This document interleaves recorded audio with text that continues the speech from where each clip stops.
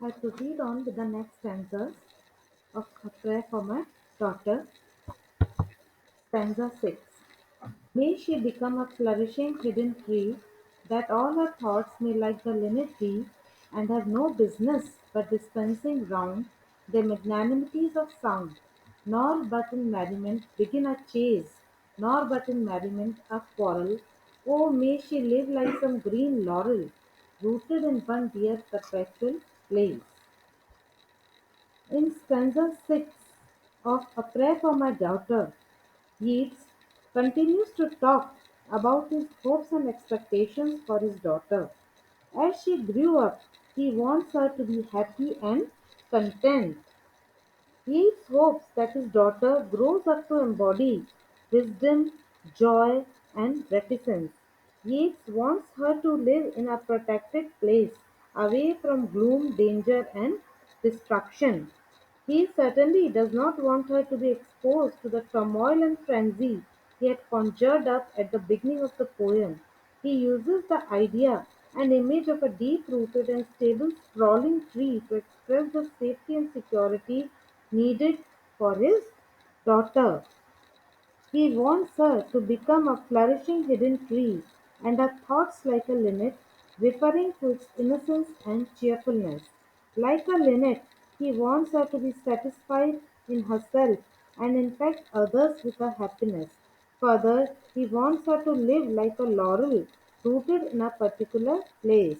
The poet reveals his wish on his daughter being rooted in the tradition. Stanza 7.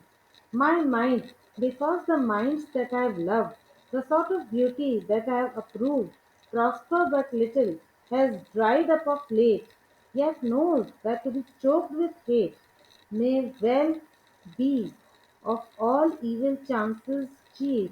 If there is no hatred in a mind, assault and battery of the wind can never tear the linnet from the leaf. Keats continues to talk about self-contentment. Uh, he believes that kind, self-contained, traditionally rooted women are incorruptible. The poet considers hatred to be the cause of all evil and prays that her to be left of that evil. Further, he believes that a soul free from hatred will preserve its innocence and hatred.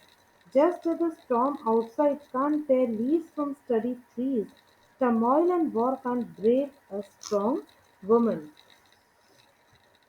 He Yeats introspects and wryly concludes that his mind is dried up of hate, which is withering away. However, quite steadfastly, he keeps the temptation of hate away. He knows that a mind afflicted by hate is doomed, because the smouldering cinders of hatred consume the noble creativity of mind. In the line, to be choked with hate may well be of all evil chances chief. He asserts this with conviction.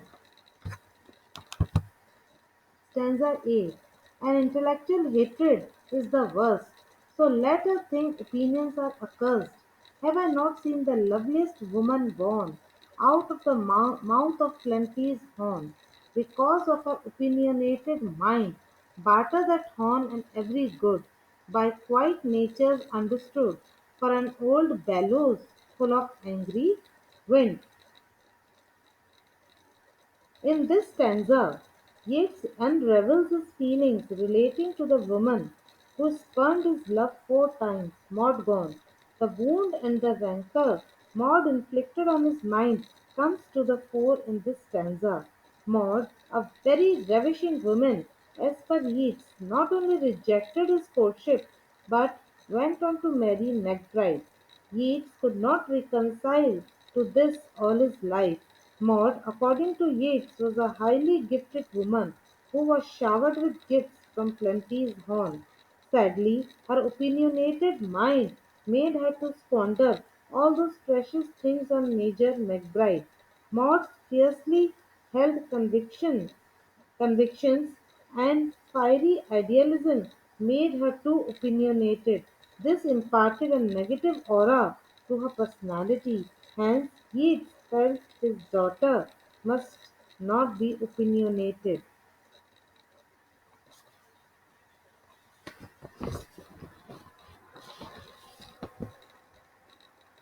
The poet implores his daughter to shun passion and wild feelings that he considered as the weakness of beautiful women. She must be temperate because people who love deeply could hate deeply too. Hate destroys people and makes them do cruel things, especially intellectual hatred, which is worst of all kinds. The poet reflects upon his emotional state when Maud Gonne rejected him to marry John McBride. He wants his daughter to experience neither the disappointment nor hatred. Stanza 9. Considering that all hatred driven hence, the soul recovers radical innocence and learns at last that it is self delighting, self appeasing, self affrighting, and that its own sweet will is heaven's will. She can, though every face should scowl, and every windy quarter howl, or every bellows burst, be happy still. The ninth stanza continues to describe the impact of hatred and the benefit of staying away from hatred. Once hatred is driven out, the soul could recover its innocence. Then the soul would be free to explore and find that it is self delighting, self pleasing, and self affrighting. According to the poet, the ideal woman makes everyone happy and comfortable, despite all storms of misfortunes that come in her way. She is a stronghold for people around her, and her will would be that of heavens, for she has a clear mind. Eves then fondly hopes that his daughter becomes as beautiful as Maud, but does not get the latter's haughtiness and arrogance. He wants his daughter to submit to heaven's will with a smiling face. Her soul must imbibe radical innocence or be rooted innocence, akin to that of a tree.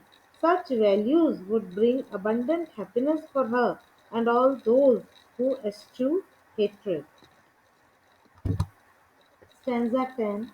And may her bridegroom bring her to a house where all the customs ceremonious for arrogance and hatred are the wares peddled in the thoroughfares. How but in custom and in ceremony are innocence and beauty born. Ceremony is a name for the rich horn, and custom for the spreading laurel tree.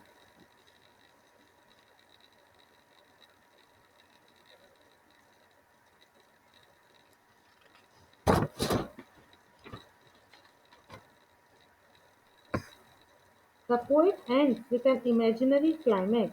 Yeats, as the loving father, imagines the marriage of his daughter. She goes to live in her husband's home as per the set norms of custom and ceremony. She enjoys the safety and security of a cozy home, in sharp contrast to the decrepit, crumbling house described at the outset of the poem. She does not have to face the violent storm. He closes his prayer by returning to the image of the horn and the tree as the sources of custom. Such optimism might bring deliverance to the world. He wants his daughter to be courteous, as love cannot come unconditionally and freely. She must earn love with good efforts and kind heartedness, and she cannot win it by merely physical beauty, because hearts are not had as a gift but hearts are earned. Summing up his theme, the poet wishes his daughter to possess such qualities that could help her face the future years confidently and independently. Now, poetic devices used in the poem. Onomatopoeia, the use of words that sound like the thing that they are describing. For example, howling, scream, spray, choke, scowl, howl. Repetition, saying the same thing many times. In the ninth stanza, self appeasing, self delighting, and self affrighting.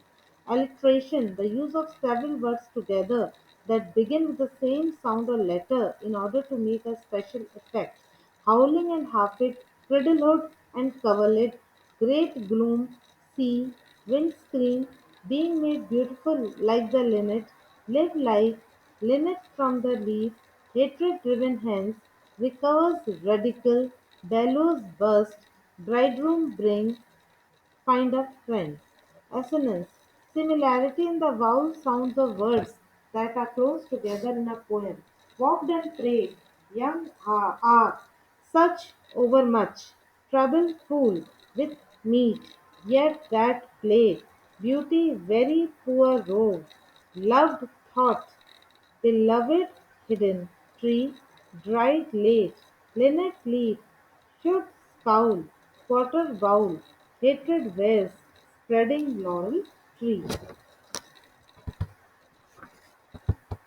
Structural analysis. The meter of this poem alternates between iambic pentameter and crooked pentameter, as in I have walked and prayed for this young child an hour, and heard the sea wind scream upon the tower. The poem is rich in literary devices such as symbolism, personification, paradox, sibilance, assonance, alliteration, and onomatopoeia. The line "murderous innocence of the sea" is an example of paradox. Sibilance is found in the words "thief" and "scream", while "scream" is also an example of an onomatopoeia. The use of personification can be noted in the lines "future years dancing", which implies the transience of life. The poet uses symbols such as sea wind and flooded stream, which denote turbulent forces at work. Alliteration is present in the phrase "be granted duty". The poem is written in a lyric form containing 10 stanzas with 8 lines in each stanza.